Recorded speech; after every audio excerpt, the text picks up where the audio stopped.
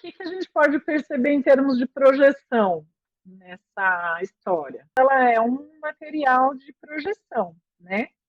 O que ela projeta? Nada miraculoso. É persistência, foco, diretividade e uso mesmo do material.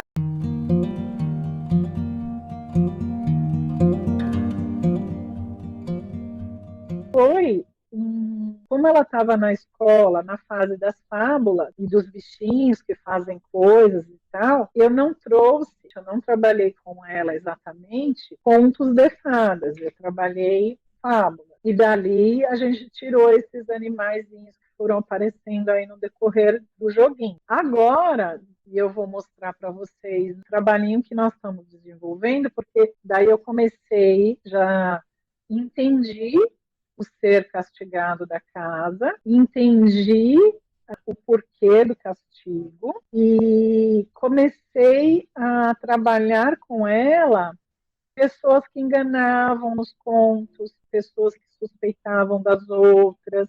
Então eu contei a princesa e a ervilha. Então o que acontece?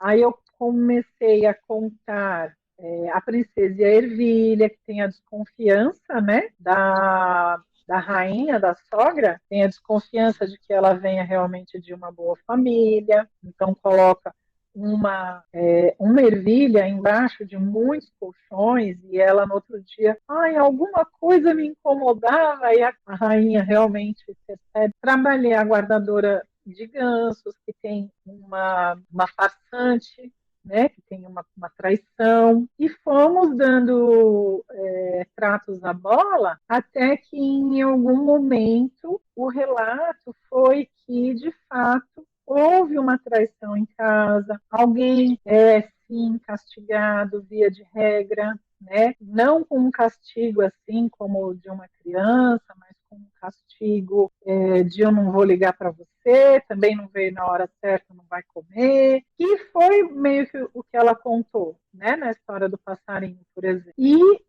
os brinquedos dela, e aí quando a gente estava presencial no consultório, os brinquedos dela era, por exemplo, ela pegava as bonecas Barbie, fazia como se fosse uma matriarcado assim, das bonecas, e aí ela pegava o Ken, que é o namorado da Barbie, colocava num caminhão, esse caminhão ia cair num precipício, teve um acidente, sempre tinha alguma coisa horrível acontecendo com a figura masculina ali no brincar, né? E na hora que ela fez as histórias, eu fui percebendo quem é que deveria ser castigado, intuía por que então essa pessoa precisaria desse castigo, né? Percebi que havia alguma coisa na ordem do litígio, né? Conjugal, mais especificamente, não diretamente consigo. Então eu fui mapeando e percebendo o quanto ela foi se aliviando, porque daí, quando eu contei a guardadora de gansos, ela fazia assim na cadeira. Meu Deus, ela pegou o lugar da outra. E eu, sim, ela pegou o lugar da outra. Então, assim, era uma coisa. Tia, eu não conhecia esse conto. Nossa, ninguém nunca me contou ele. Então, assim, era uma coisa de entusiasmo. E veja, na vida adulta, não é só em casa que alguém é delituoso com o outro, percebe? Então, dá uma. Não, alguém já foi delituoso com o outro, já traiu alguém fora do meu. Não é só aqui o caos, essa coisa que acontece entre os adultos, né? De trapaça e de vingança, não é só aqui. Então dá manifesta-se um pouco o quê? A ansiedade dessa criança, tá? Que já estava num processo de sobrepeso, que já estava no processo até de asfixiar-se por alguns motivos.